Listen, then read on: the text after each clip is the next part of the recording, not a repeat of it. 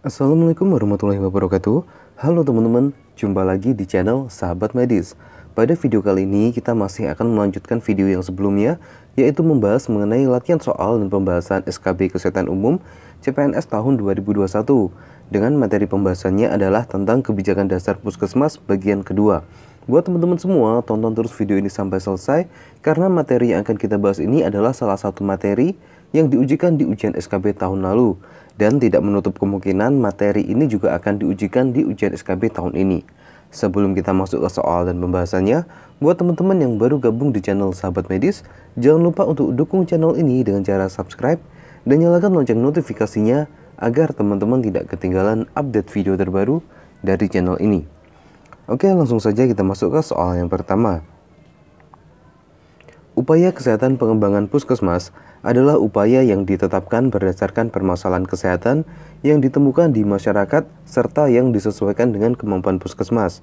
Berikut ini yang bukan termasuk upaya kesehatan pengembangan adalah A.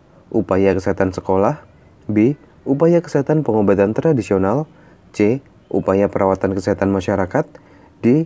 Upaya kesehatan kerja, atau E. Upaya laboratorium medis.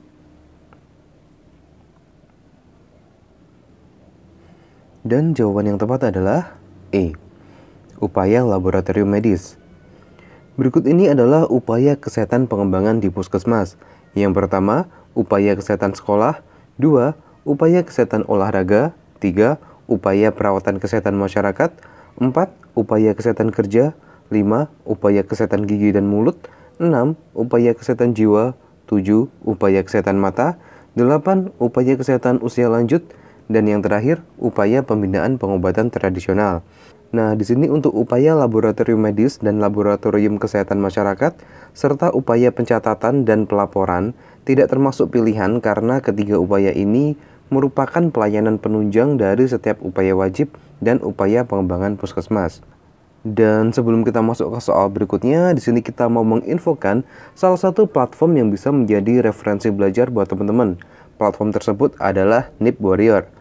Di platform ini tersedia beberapa formasi, diantaranya kesehatan umum, administrator kesehatan, dokter umum, perawat, bidan, epidemiologi, peranata laboratorium, kesehatan masyarakat, apoteker, asisten apoteker, perawat gigi, dan rekam medis. Jika teman-teman gabung di platform ini, fasilitas yang teman-teman dapatkan diantaranya, yang pertama, 3 paket tryout formasi, kemudian 5 paket tryout kesehatan umum, kemudian teman-teman juga mendapatkan file PDF kumpulan materi sesuai formasi, dan file PDF kumpulan materi kesehatan umum. Di sini teman-teman juga difasilitasi grup WhatsApp untuk sharing dan diskusi, dan juga ada support dari tim NIP Warrior. Untuk cara gabungnya, teman-teman tinggal klik linknya di deskripsi video ini. Oke, kita lanjut ke soal berikutnya. Puskesmas mendorong seluruh pemangku kepentingan berpartisipasi dalam upaya mencegah dan mengurangi resiko kesehatan yang dihadapi individu, keluarga, kelompok, dan masyarakat melalui gerakan masyarakat hidup sehat. Pernyataan tersebut merupakan salah satu prinsip penyelenggaraan puskesmas, yaitu A. Paradigma sehat, B. Pertanggungjawaban wilayah, C. Kemandirian masyarakat, D. Ketersediaan akses pelayanan kesehatan, atau E. Teknologi tepat guna.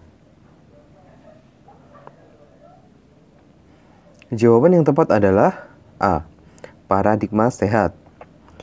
Berikut ini adalah 6 prinsip penyelenggaraan puskesmas. Yang pertama, paradigma sehat, yaitu puskesmas mendorong seluruh pemangku kepentingan untuk berpartisipasi dalam upaya mencegah dan mengurangi resiko kesehatan yang dihadapi individu, keluarga, kelompok, dan masyarakat melalui gerakan masyarakat hidup sehat atau GERMAS. Kemudian yang kedua, pertanggungjawaban wilayah, di mana puskesmas menggerakkan dan bertanggung jawab terhadap pembangunan kesehatan di wilayah kerjanya. Lalu yang ketiga, kemandirian masyarakat. Puskesmas mendorong kemandirian hidup sehat bagi individu, keluarga, kelompok, dan masyarakat.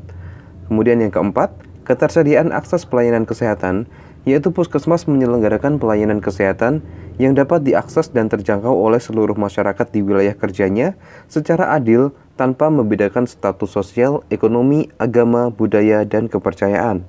Lalu yang kelima, teknologi tepat guna, yaitu puskesmas menyelenggarakan pelayanan kesehatan dengan memanfaatkan teknologi yang sesuai dengan kebutuhan pelayanan mudah dimanfaatkan, dan tidak berdampak buruk bagi lingkungan.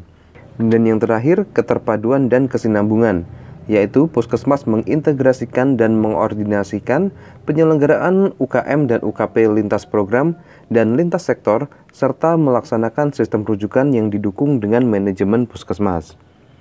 Oke, kita lanjut ke soal berikutnya. Setiap puskesmas harus memiliki organisasi yang efektif, efisien, dan akuntabel. Organisasi tersebut diantaranya kepala puskesmas, kepala tata usaha, dan penanggung jawab. Berikut ini yang bukan merupakan syarat menjadi kepala puskesmas adalah: A. Berstatus sebagai aparatur sipil negara. B. Memiliki pendidikan bidang kesehatan sebagai dokter. C. Pernah paling rendah menduduki jabatan fungsional tenaga kesehatan jenjang ahli pertama paling sedikit 2 tahun. D. Memiliki kemampuan manajemen di bidang kesehatan masyarakat. Atau E. Masa kerja di puskesmas paling sedikit 2 tahun. Jawaban yang paling tepat adalah B. Memiliki pendidikan bidang kesehatan sebagai dokter.